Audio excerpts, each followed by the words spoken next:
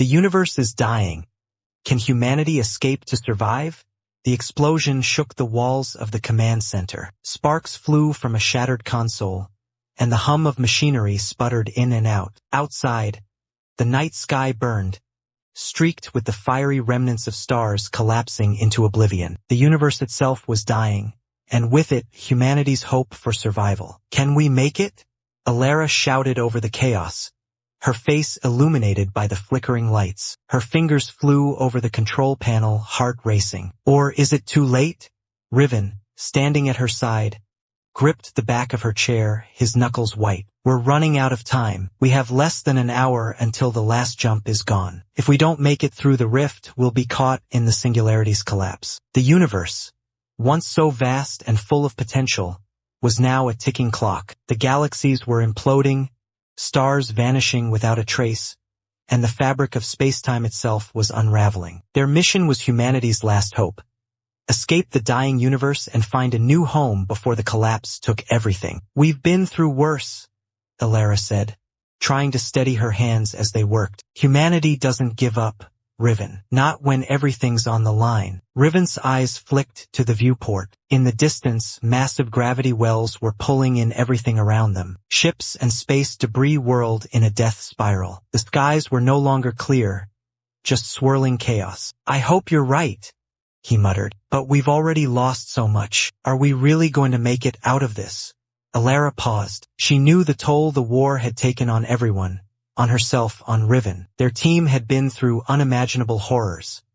Wars, betrayals, near extinction. And now this, their fight for survival, had become something far more than just staying alive. It was about preserving humanity, keeping the spark of who they were alive. A sudden alarm blared, pulling her back to the present. Incoming gravity wave, shouted the comms officer. It's a full collapse. The rift's destabilizing. We're running out of time.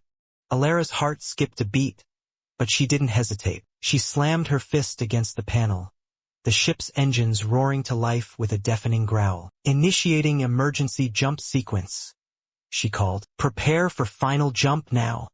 Riven glanced at her. His eyes were tired, but they still held that spark of defiance. You sure about this?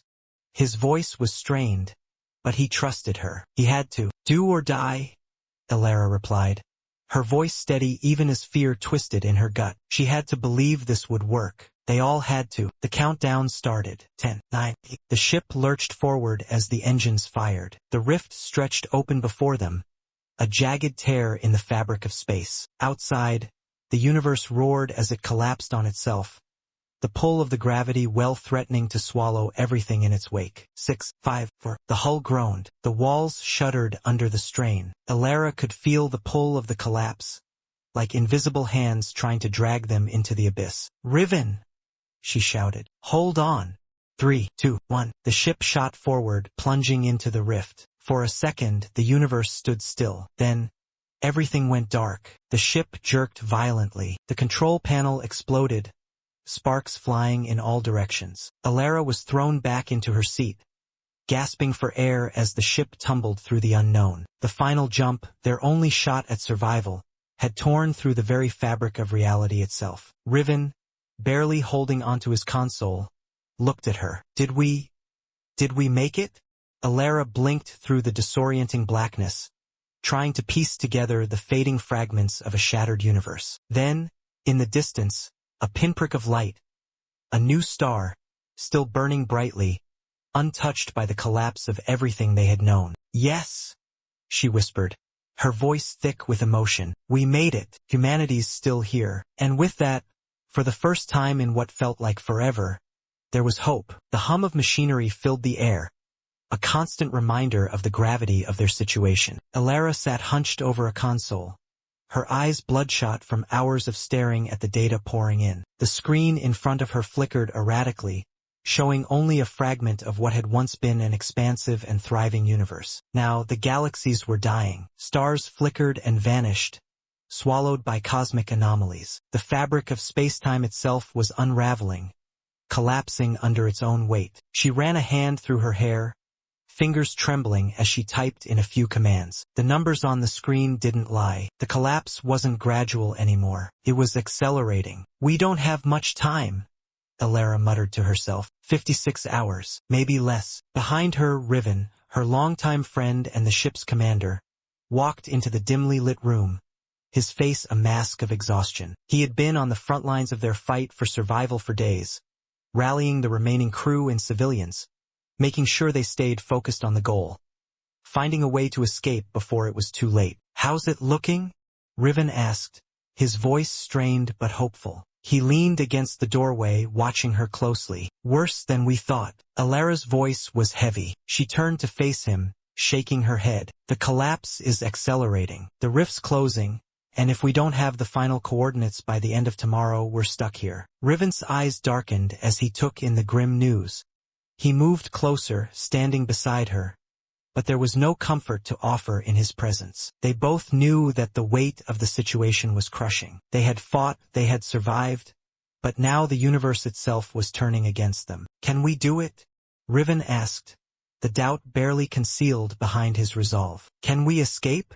Alara swallowed hard, trying to steady the panic that was rising in her chest. She could see the fear in his eyes, and it mirrored the fear inside her. But she had to keep going. She had to push through, for humanity's sake. "I don't know, but we have to try." Her voice was a whisper, laced with determination. "I've been working on the coordinates for days, but even if we get there, it's a gamble. The rift's unstable, too many variables. But it's our only shot." Riven looked at her, his expression softening for a moment. "You're the smartest person I know, Alara. If anyone can figure this out, it's you." She didn't respond, knowing that words didn't matter anymore. The universe was dying, and there were no guarantees. They had fought long enough to know that. But humanity didn't stop when the odds were impossible. They adapted, they fought, they survived. Alara turned back to the console, pulling up maps of the collapsing space around them. The data was a mess, fragmented and incomplete. But somewhere in this chaos was the key. She had to find it,